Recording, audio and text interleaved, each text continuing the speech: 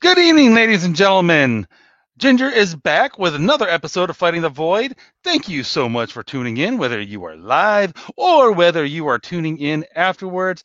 We're happy you're here. And Yes. was that appropriately cheesy sounding there, Mr. Sutherland? I liked it, yeah. All right, great. It's a better intro than I could ever come up with. I'm about to just forego it altogether and be like, and we're live. All right, let's just start talking about And stuff. some people do that. I Yeah. just Check I out can't- Jameson's Travels. He says, this is what we're doing, and let's get Yeah. into it. I Uh-huh. love it. Any case, Mr. Sutherland is back, and Yay. as last time when he was here, we were talking about what you should be considering when getting your first or second or third gun. And and yes, I said the word gun. I'm not monetizing YouTube anyway. Suck it, Susan. Oh my god, scared. We said the G word. Oh no. The G word, yes. The G word. But and as everybody knows, there's a lot of tension out there these days. Yeah. It's a rough world out there, and everybody thinks that the fecal matter is getting ready to. Run for your lives! Or that. I was going to put it differently, but yeah, sure. And I just keep seeing so much of it. Everyone's being a suburban Nostradamus about it. I'm like, just please stop. Everyone thinks the world's going to end in their lifetime. They're almost always wrong. Yeah. But that doesn't mean things can't get interesting in the meantime. Yeah. Which, of course, we'd like to talk about here. And the first things that people think about, of course, are guns and ammo. Just look at what happened at the beginning of the COVID stuff. Oh my God, seriously. Just everybody started buying guns, including a lot of liberals who were like, maybe those right wing gun nuts weren't so nutty after all. I love that. Everyone started, you don't need a gun, and then all that whistles up a hollow tree. The second things are starting to get a little hairy. Exactly. All of a sudden, there's gun shops in LA that are lined up around the corner. But everybody thinks about guns and ammo. Well, I don't know if y'all have noticed, there hasn't been a lot of ammo on the shelves for a few months now. It's so insane that we're getting to a point where 10mm and 44 Magnum are more available in some places and more cost effective than 9mm. Oh my God. Yeah, and there is a lot. There is just, it's hard to find just about anything, especially in any sort of quantity. You know, a lot of people like to buy in bulk. They like to buy 1,000 rounds at a shot. I'm a little different. I'm more of a nickel and dime. Walk into a shop, buy a box or two. Yeah. At a time, and it's worked out really well. Actually, I've actually managed to build up a reasonable store, in a relatively short period of time by just dropping $15 here, $50 there. Yeah. Depending on what I'm getting or how much, and it is starting to come back, but still, it won't take much of a hiccup to make ammo suddenly disappear again. Yeah. I think honestly, once these latest stimulus checks start to come through, I think you're going to see a lot more guns and ammo fly off the shelf again. Because my theory about why it's starting to show up is basically everybody's out of money. Mm-hmm. Everyone's wives have said, "Okay, buddy, enough bullets. Let's put a couple things in the pantry." Yeah. Which we need stop buying ammo. We need to eat stuff. And some guys just like, I can use the ammo to get stuff to eat. We live in the middle of a cul-de-sac. What are you gonna shoot? Exactly. And we're not eating Antifa if they come rolling through the cul-de-sac. God knows just be sinew. Yeah. It's just we're just not there yet. So, we're not Alex Jones, okay? We're not eating anyone's ass. Okay? So, oh my God, I forgot about that. And most people wish they had. But here I am to remind everybody. Oh. So there's no or little ammo on the shelves, or it's priced out so much that you're like, yeah, no, I've seen that. Like there's at least there's one place near me. They're starting to come down a little bit, but a little bit is still a lot because so like maybe 2 months ago, they had 9, 40, 45, 380, and 357 and stuff, and they were selling it for anywhere between like $80 a box or $100. for what is essentially just plinking ammo, right? Nothing special. What? Yeah, no, it was. I had the holy crap, dude. I had the double take so hard. I was like, what? And the last time I was there, I think it was like maybe 2 weeks ago, and they had generously brought the price down to like maybe more like $50 or $60 a box, and I'm like, that's still too much for 38 special, but I appreciate that you realize how many rounds in a box for that? 50 rounds a box for 38 special. Yeah, like I get. Okay. They have a sign up that says it reflects their premiums, and I'm like, no, you're being predatory right now, guy. Yeah. Oh yeah. Well, and there are a few shops near me that prices have gone up a little bit. Yeah. But not excessively. Like this, I got my Hornady Critical Defense, 9mm. That's a box of 25. Normally that would have gone for $26, $28, depending. Back, last year about this time. I got this. It was I think it was like 36. That's not bad. It's not terrible. It's not great, but it's not terrible. But I also picked up at another shop, just the other day, some SIG hollow points. Oh. That was just over $50, which that's actually a better price than Hornady. So, in any case, it's coming back. But still, when it comes to gun stuff, what if it is priced out a little bit, or priced out more than you really want to afford, or just what the gun that I have, they just don't have the ammo on the shelves where I'm at. What should people be looking at, like when it comes to branching out a little bit? It's especially it's somebody that did just get their first or second gun as a result of all the COVID and then everything else. Seriously, I honestly, first thing that comes to mind for me as far as like, what do I get besides ammo? If that's what I can't get, it'd be like maybe something like spare parts right now. One shop near me, I probably ought to get on that at some point soon because I have some stuff, but I don't have like not a lower parts kit, sorry. Like a slide replacement parts kit for either of my Glocks. And I was like, $80 right now? Maybe in the future I'll have to grab that. Something to consider. My wife is now staring me down because she's like, what are you talking about over there? And I'm like, hey, I'm being forward thinking so I don't have to buy more. I hope you sleep at night, honey. Whatever lies you like to tell yourself. Okay. Exactly. But stuff like that, like spare parts are really important. And I don't know, like I've heard for all the ammo shortages, I haven't heard anything about mag shortages, which is just mystifying to me because of everything going on and people talking about magazine restrictions coming back nationally, and I'm like, really? So maybe immediately after the election, there was a massive run on AR-15 mags, at least by me, like just huge. Places where I was used to seeing like dozens of mags on the rack cleared out. AR-10 mags were very hard to come by for a little bit there. So depending on where you are, there may well have been a massive run. But again, that actually, you're right. Spare parts. I started picking up a few spare parts for my AR, an upper parts kit, a lower parts kit, things like that. And hey, you get enough spare parts, eventually you can build another one. Exactly. Eventually culminate or accumulate. That's what I'm thinking. Enough stuff to be like, oh my god, how do I get another gun? Oh no. Basically. Weird how that happened, right? Yeah. But that's always an option. Also, spare magazines, because guess what? Yeah. You can have 10,000 rounds of ammo, but if you only have 2 mags loaded, that's guess kind of what? a problem. Like, you're still screwed. Yeah. And not just like good mags if you can. Like I've seen, like I was watching TFB TV and he was talking about like, grab good AR-15 mags, stuff like Magpul, Lancers, that kind of thing. But if you're Magpuls aren't even that. They're not even that expensive. Sometimes they're the cheapest. Not at all. Sometimes they're actually the cheapest ones that they're selling at your local gun shop.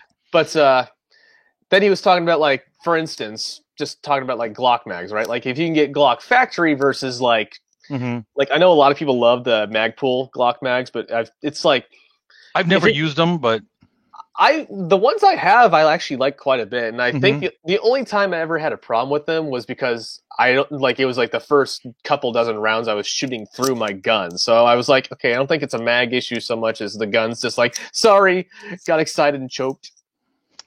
Well, and I haven't used them, but that's because part of that's because my Glock is a Glock 21. It's a 45 caliber, and there aren't a lot of. Almost nobody carries 45 caliber Glock mags. I don't know why. They've been very hard to come by.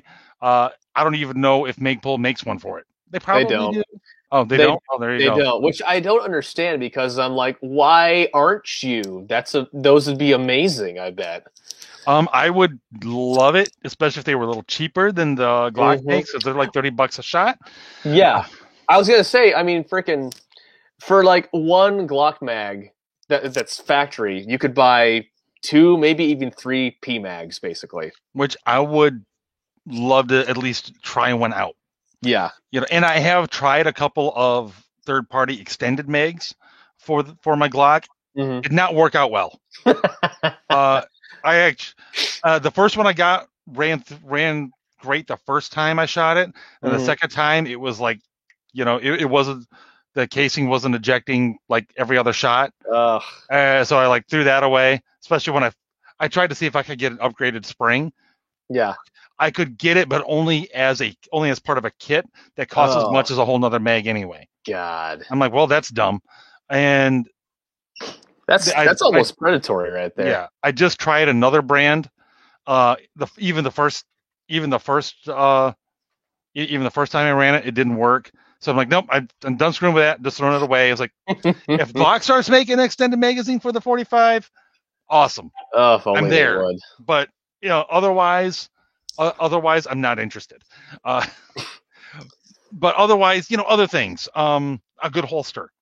A great holster. Yeah, a good holster for it. Yes. Got to carry things with not just a belt loop. Yep. Or just a belt, whatever. For your, and that's of course for your handguns. You're going to need a good holster, preferably if you can afford it. Get one with a good sidecar in it, so you can carry that extra magazine. Because guess what? Chances are, the bad guy is gonna. There's a good chance the bad guy might take more than 19 rounds to put down, or however much your regular mag is, depending on what you're carrying. Shush! All you need is like 2 or 3. Okay, Bloomberg told me that. Well, I guess if your name is John Wick, yeah. Yeah, right. That's what my name ain't John Wick. It's gonna take a little bit more. I never got that. Like, it's like I want to apply it to this, like driving somewhere. You only need like 5 gallons to get where you're going. Why need a full tank of 10? Like, that's how you sound, idiots. I don't get this. Well, and Red over in the chat is correct. You do need a sword because, as I said to Cullen, who's also in the chat. The other day when we were talking, what do you do when you run out of bullets? Yeah, seriously. I wouldn't say no to a sword. That'd be cool. Like, everyone talks about building AR-15s. I want to forge a sword. That'd be so cool. I have a couple, so nice. I am set when when there just are no more bullets. I do have I do have I do have a variety of knives of varying quality. I've actually just recently stopped buying the crap knives, and it's like, okay, if I'm spending money on knives now, I'm going to buy a couple of good ones. Exactly. Then again, you don't always need to spend a ton of money either. Like I was showing you right before.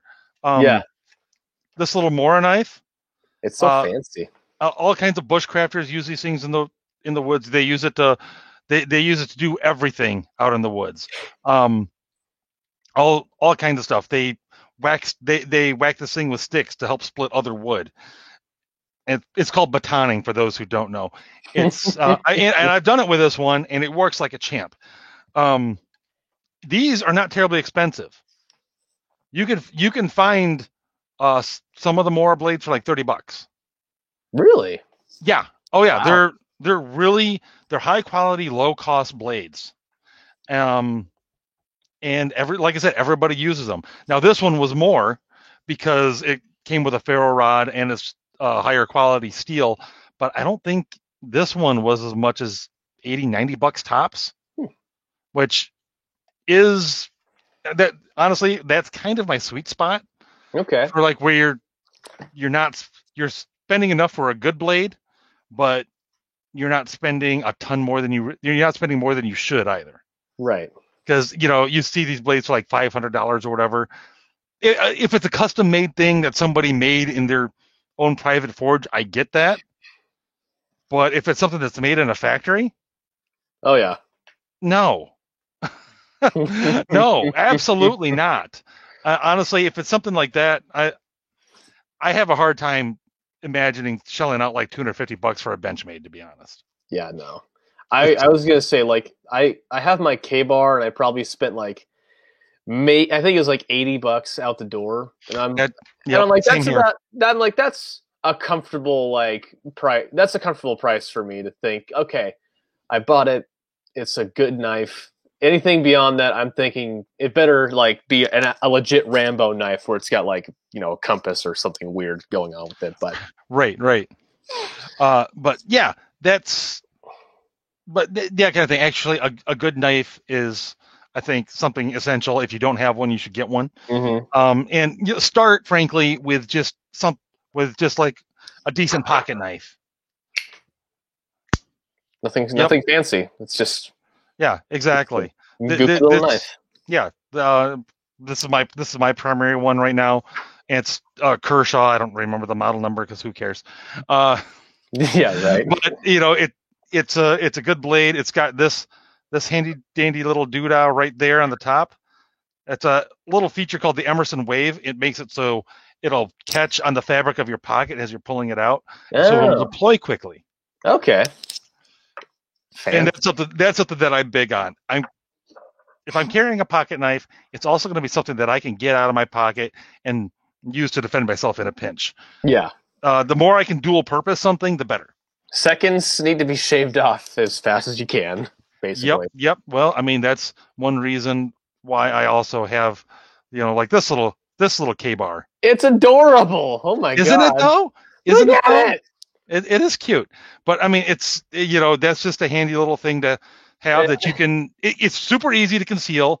You can, mount it on, I've got it scout carry at the moment, but I appendix carry it too. It varies depending on what else I'm doing.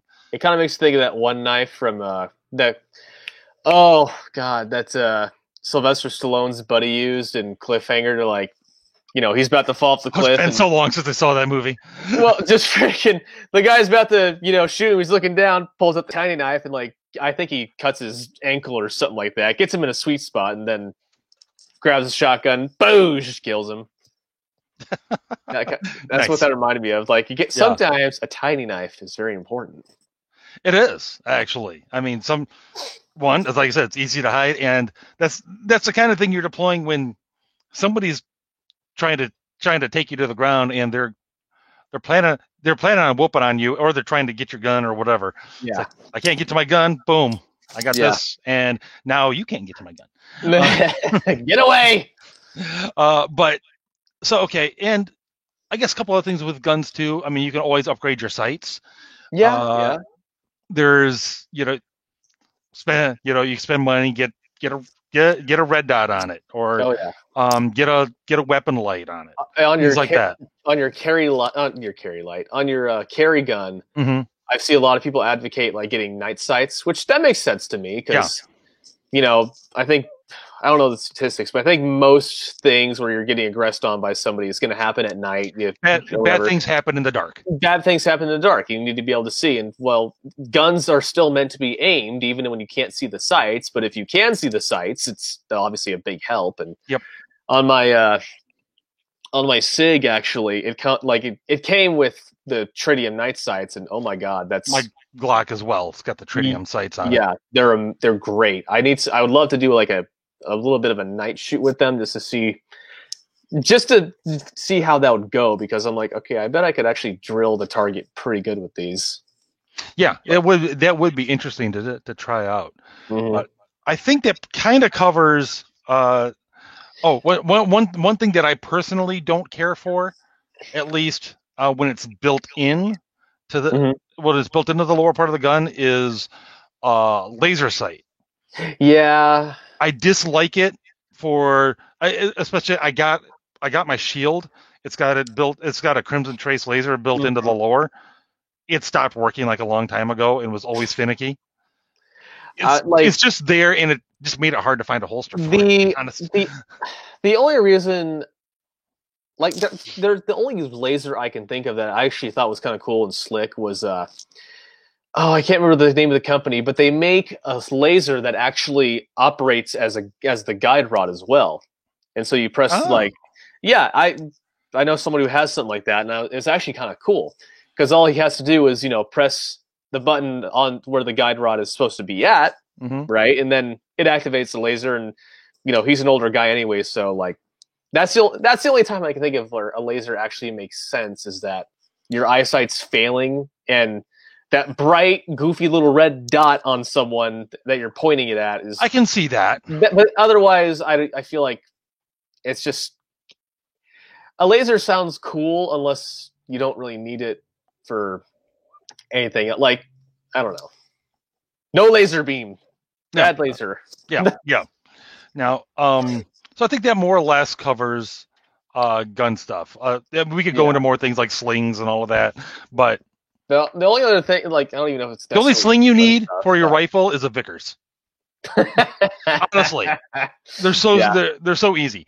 But There you anyway, go. I'm sorry I cut you off. No, I was gonna say the only other thing I could think of, like as far as gun stuff adjacent, would be like, and this is something that people should be doing anyway if they are into shooting, because if you can make your own ammo, it's kind of helpful to avoid all this BS. But like just some kind of reloading gear. Like I've been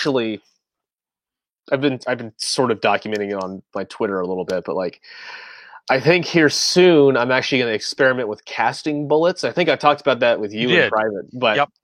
Because I'm over here like, okay, I have powder and I have primers and casings for 9, but I don't have a lot of 9mm bullets.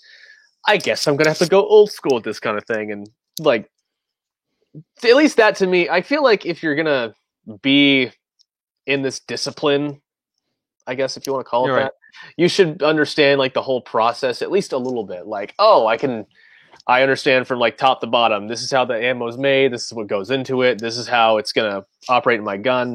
Gives you a better understanding for what you're doing. At least it kind of is for me, because I'm over here like, oh god, these guys really. People did this by hand all the time, and not just in factories. Good lord. Yep. So what you're gonna have to do is get a bunch of little lead soldiers and melt them down into bullets, so you can shoot them at. You can shoot Tannenberg. Yes. You can actually shoot Jason Isaacs in Revenge. But that's who it was. Yes. I was trying to think because I was like, I know the actor's name, but I can't remember it for some reason. That's okay.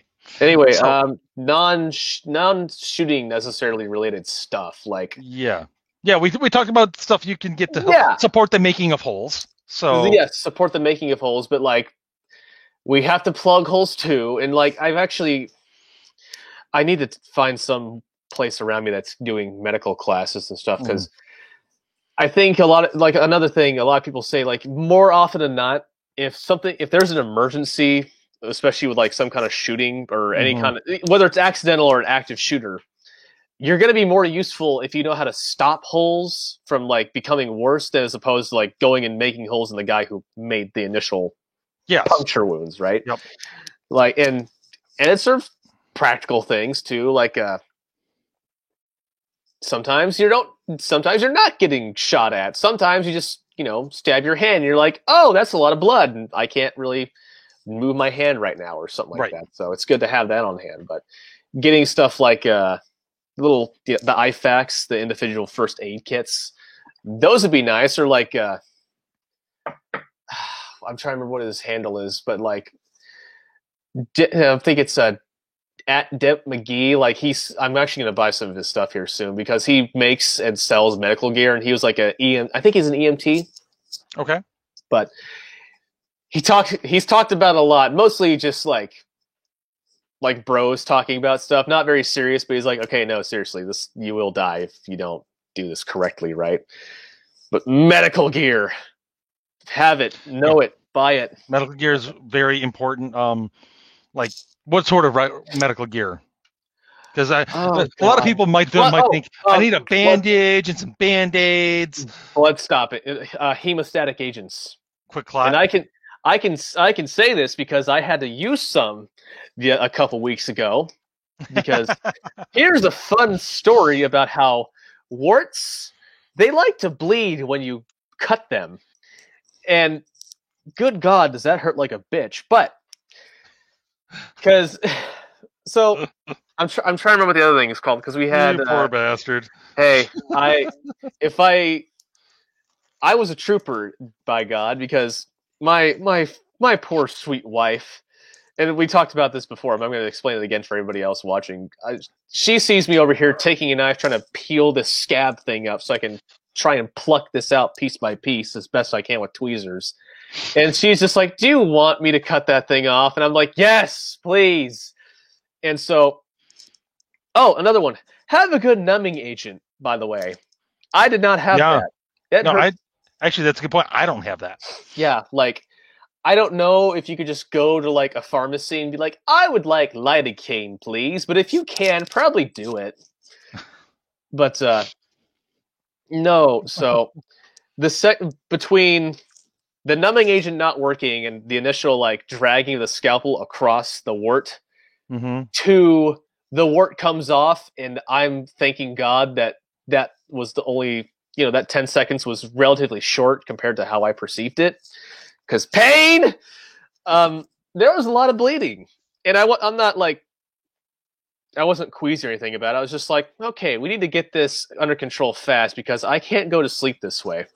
But I'm trying to remember what it's called exactly, because the next day is when I actually used the clot powder and just put it on there to kind of facilitate it staying not bleeding anymore, so I wouldn't have to keep worrying about it throughout the day. But I wish I actually got it out before we started this, but it's like a cellulose.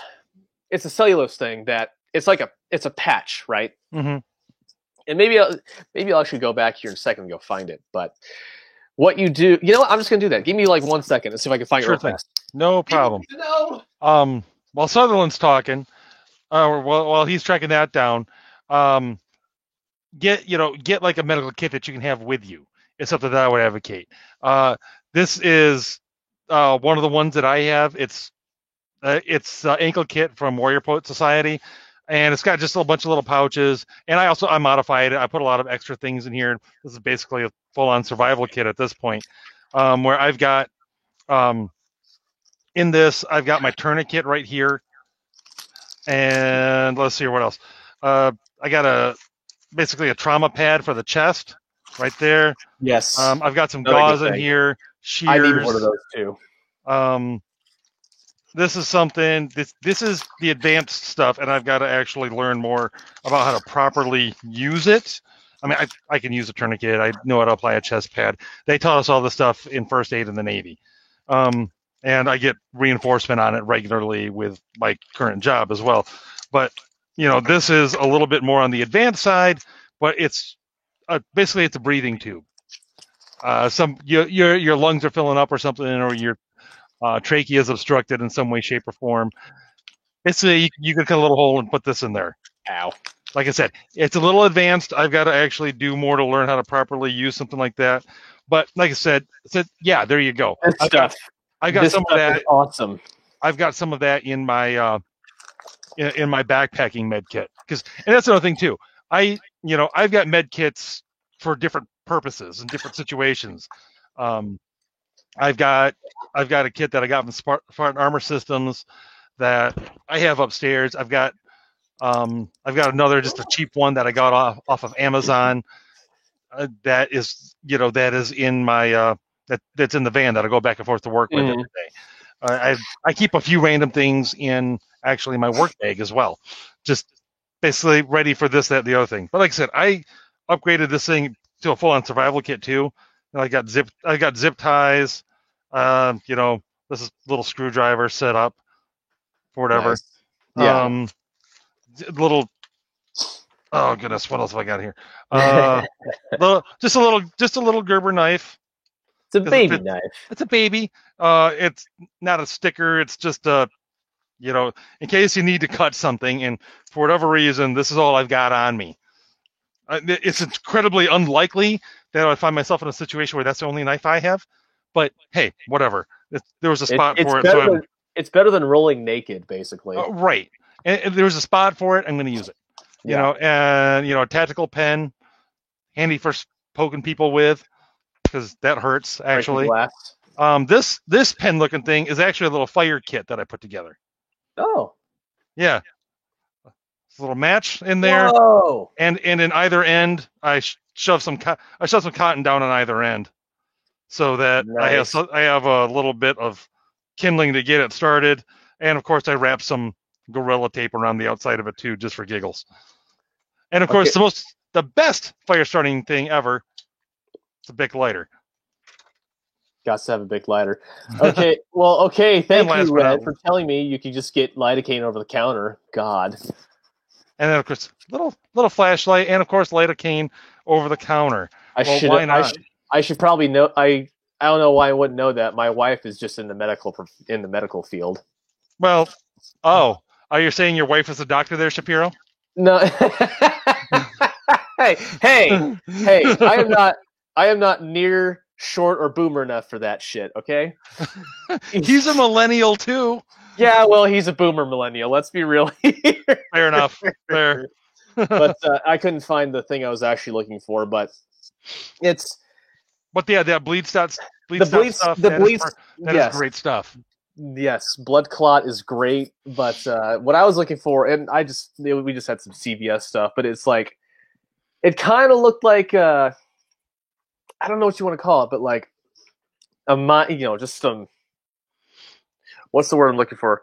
Semi-perforated, like, I guess gauze, but it's stiffer, it's starchy. You fold it over, you put it on, first of all, you get the bleeding to stop, put it on the wound, cover it up, and then after a while, it kind of starts to melt, and that itself becomes a clotting, a barrier. Basically. Okay.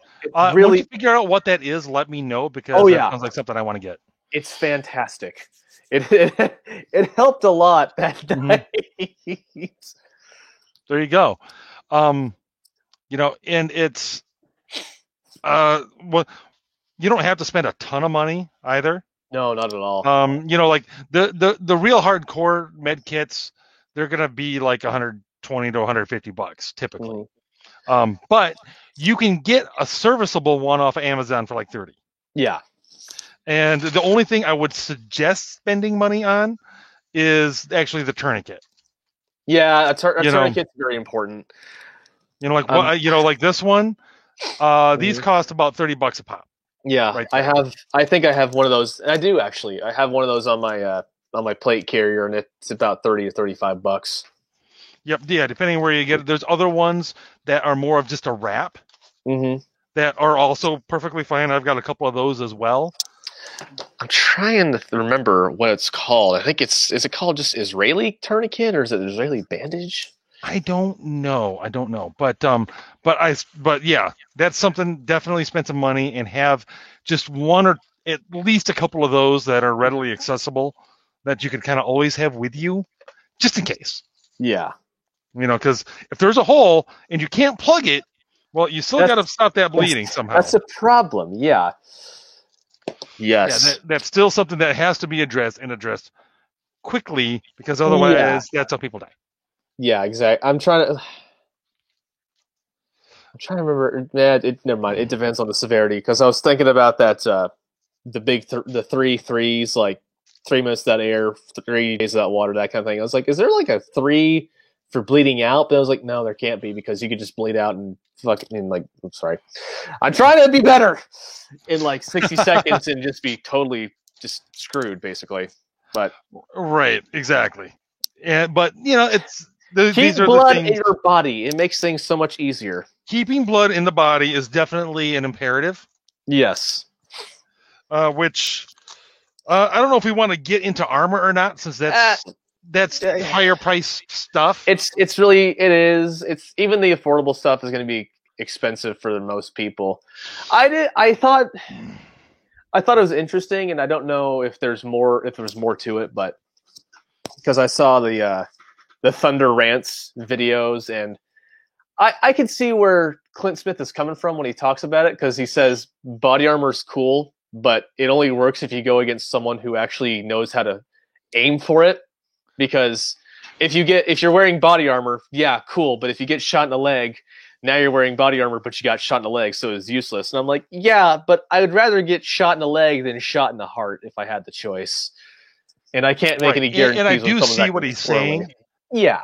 And I don't know if that was just I don't know if he was just being funny and serious at the same time, or if that was his way of saying don't worry so much about that.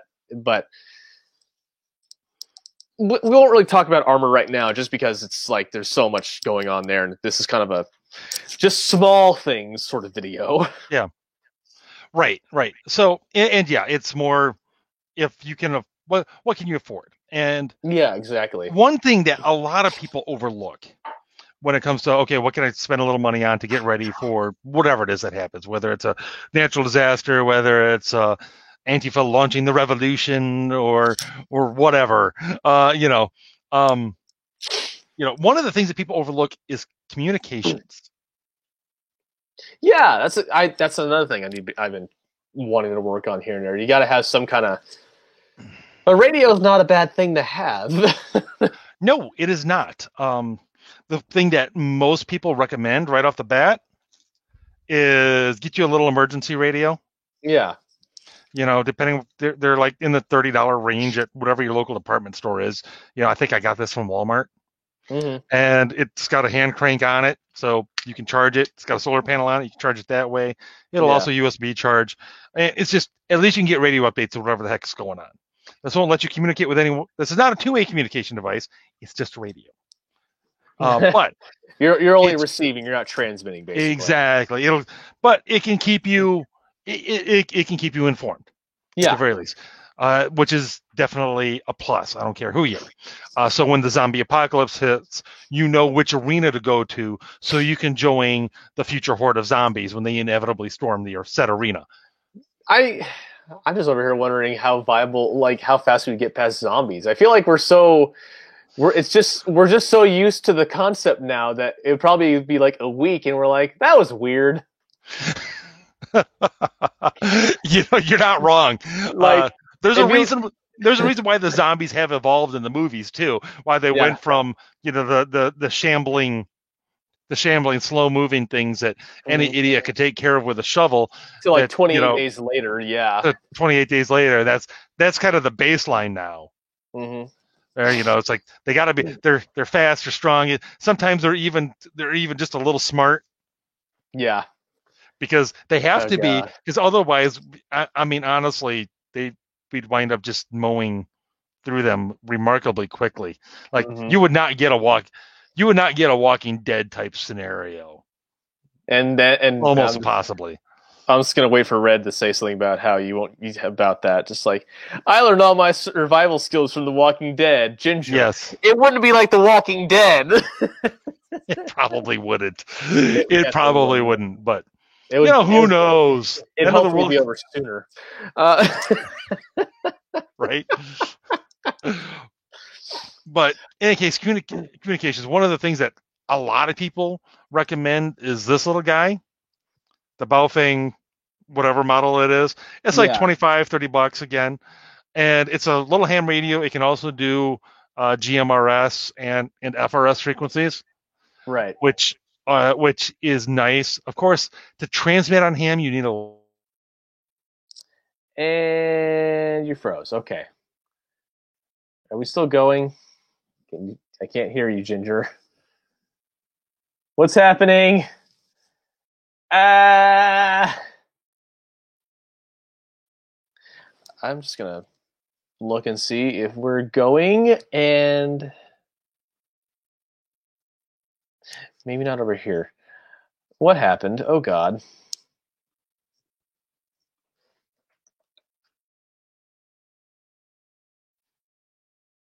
crap.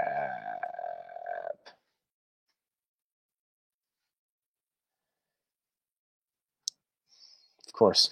Okay, if anybody else can hear me, I'd like to know. Let's see, where's it at?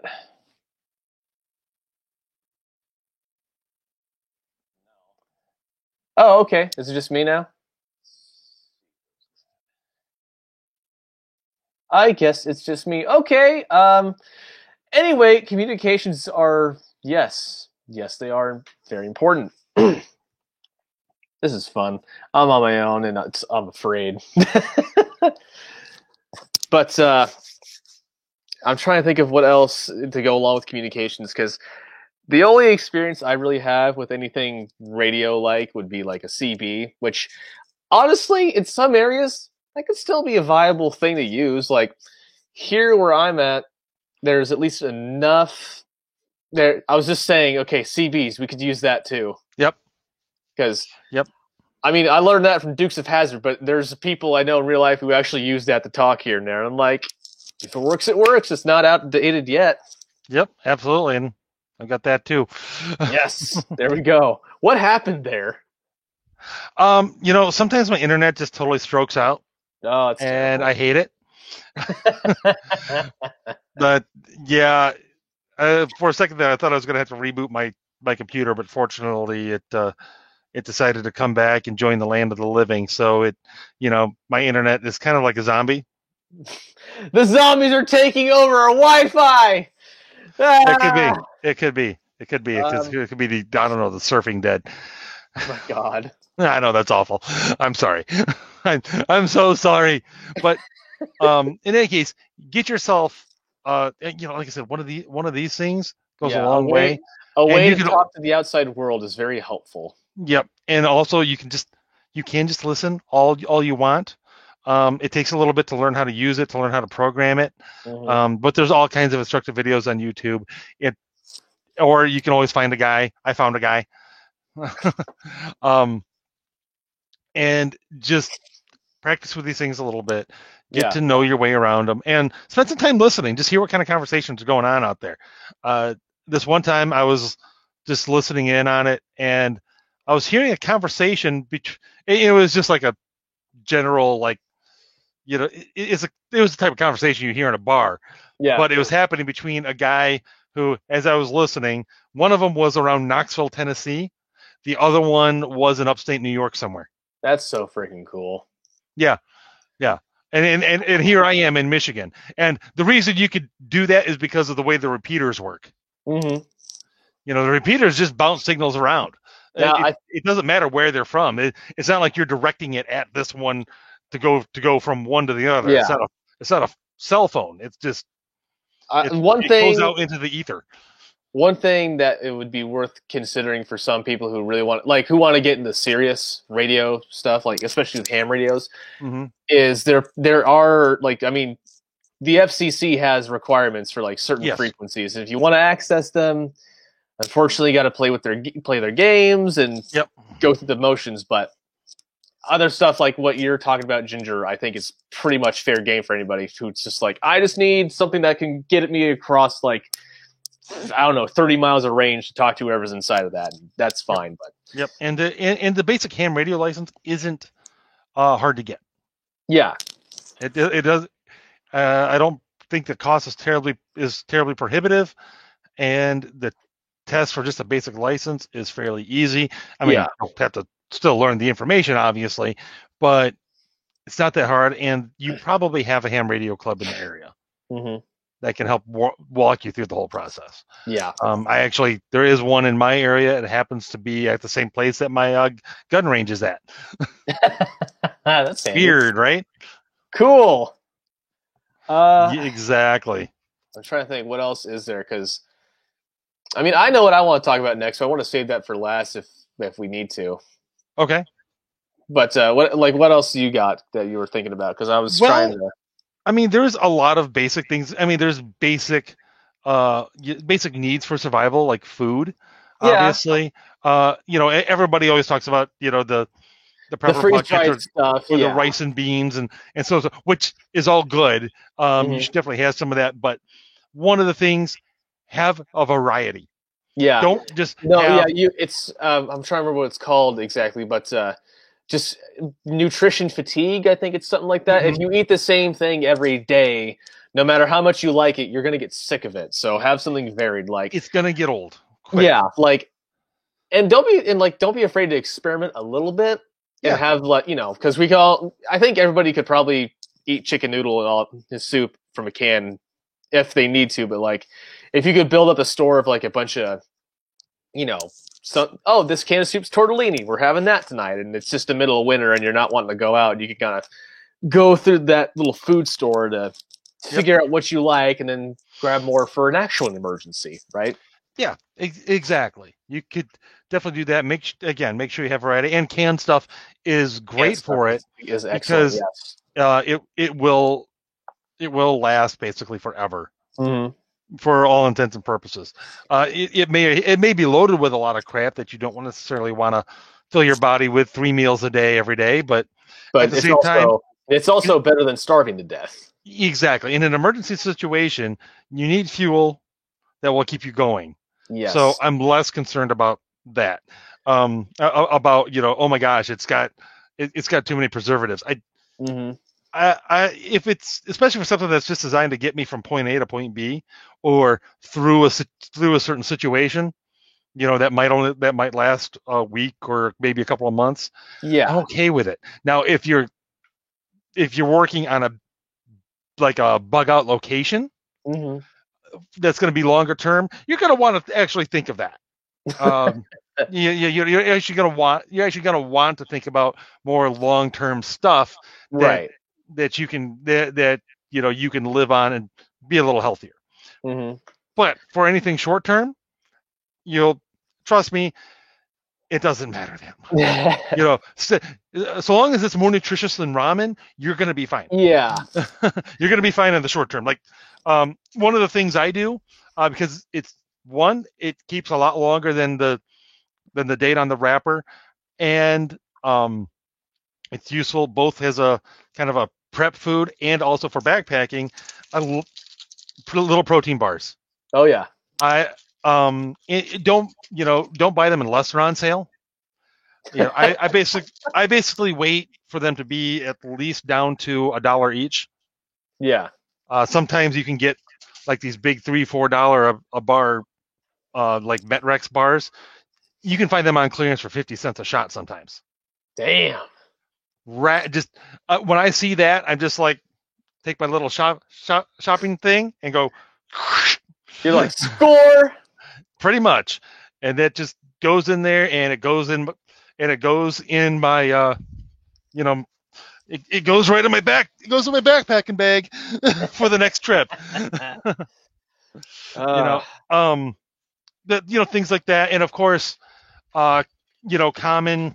Everybody does the Mountain House, which these are expensive. They are way more expensive than like a regular meal. However, again, they keep forever, and variety.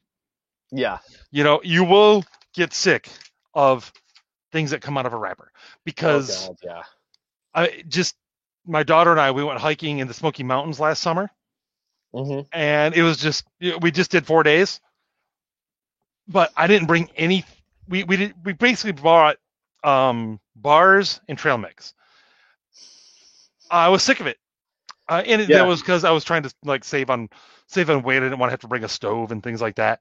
But I'm like, by the time I was done, next time I'm gonna have the extra pound, basically. The extra pound it takes to have my stove and a fuel canister and the tiny little extra bit of weight that comes with having some of that freeze-dried food, because by golly, you want a variety of tastes, textures, things like that, even after just 4 days.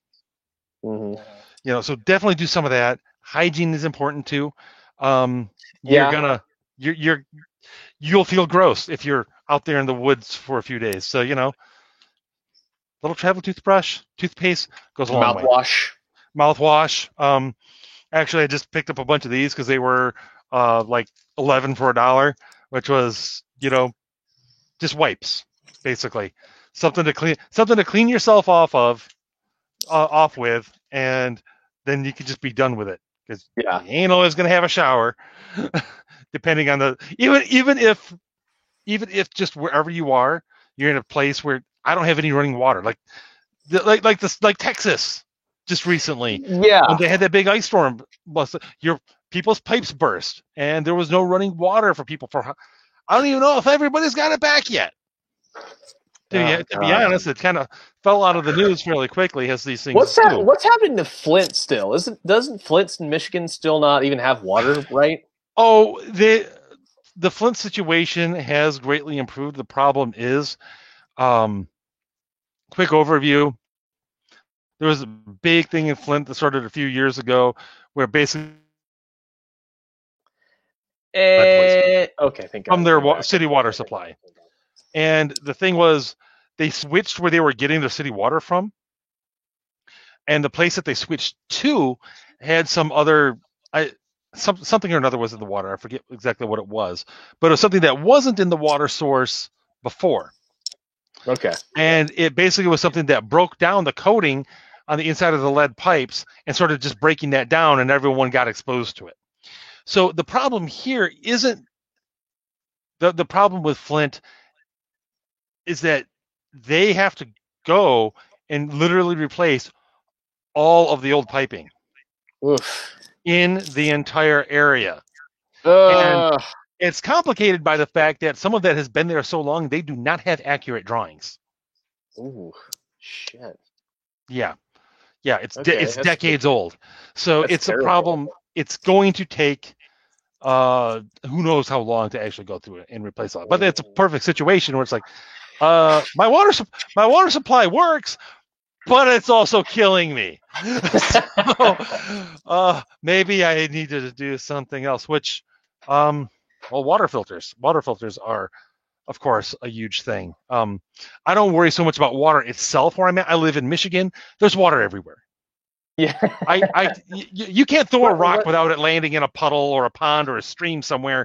I was gonna say, isn't Michigan like, what is it, 1,000 lakes or something like that, or what is it? Well, am I thinking of? You might be thinking Minnesota with 10,000 lakes. Minnesota, not but Michigan. Michigan kind of has these giant lakes all around it, and guess what? There's also tons of smaller inland lakes, streams everywhere, rivers everywhere. You literally would have a hard time walking 20 miles and not coming across a water source without even looking for one. So I don't worry about water in and of itself. I don't need to have a giant store of water jugs. I just don't. Yes. But I do have a variety of different water filters. We've got a Berkey water filter, which is the same thing the Red Cross uses in disaster zones. Okay. And they're not that. Yeah, and they're not that expensive either. Strongly recommend getting one of those. In fact, we use it. We use it at our farm property. We have a farm property that is in large part marsh, but we literally take water out of that. We run it through a just a T-shirt to get the sediments out, the gunk. And then the filters take care of the rest, and it works great. We're going into our third summer with it now. Wow! So that's awesome. So yeah, it works out beautifully. So strongly recommend one of those. Other things that are portable, life straws are a big one. Sawyer water filters, tablets, yeah, or just iodine bleach. Not a ton of bleach, obviously. Just a dabble will do you. You need like a drop per like several gallons or something like that. It's not a lot. No. I do that all the time at work because I have to sanitize some stuff. It's like, bloop, that's enough. Okay, that's enough for the sink. Yep. And it kills all the little creepy crawlies in there, and then it's safe for you to drink, and you're not gonna be suffering with Montezuma's revenge or anything like that. So strong. And again, at the end of the day, you can always boil water. If you don't have any filters or anything, or you need a lot of water right now, boil it. It's not that hard. Like I said, have yourself some have yourself some Bic lighters, have yourself some matches, like these little Yuko Stormproof matches. These things are the shiznit. These things you can light these, and they will stay lit.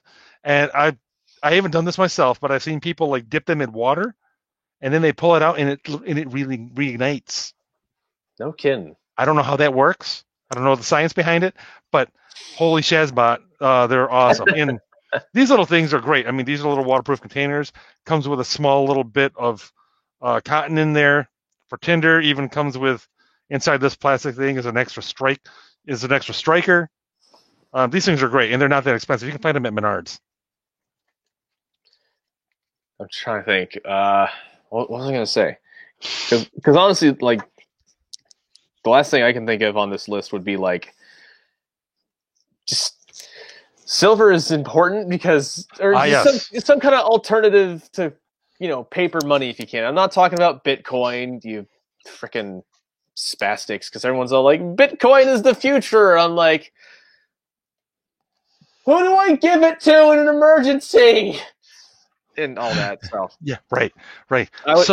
When there's no electricity. Yeah, exactly. Silver is going to be the best way of going because, especially when we're talking about things that are just small and affordable, you can buy like an ounce or two once in a while, and it's not going to really break the bank.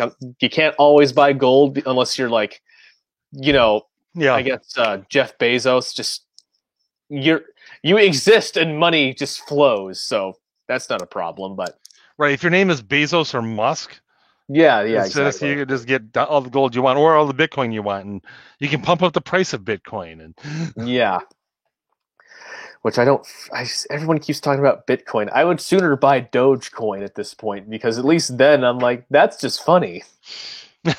Right, but realistically, it's the same thing. Yeah. And Bitcoin is kind of like the chief example of something is worth money if somebody says it is. Yeah.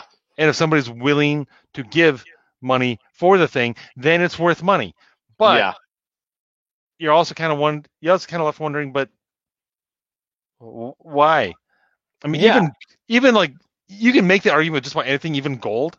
Because gold is only worth money because people like shiny rocks. Well, and the thing is, it's that.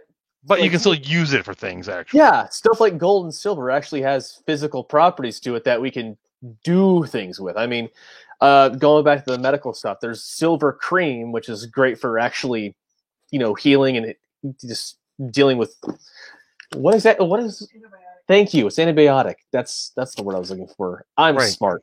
But when I hear about Bitcoin, all I can think is I'm like, okay, literally, I'm just going to grab two random things in front of me.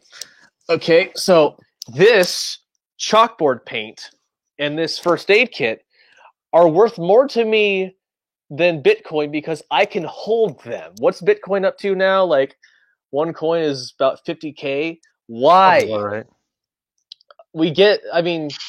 Cool, it's a new form of currency and all that, but guess what? I can't physically hold it. Nope. And I get that money is a social construct, really, but come on, guys, give me something to work with here, literally. Right. Well, that said, I do wish I had bought it when it was back down around like 9,000 a coin, just so that I could, because I could, if I just had like one,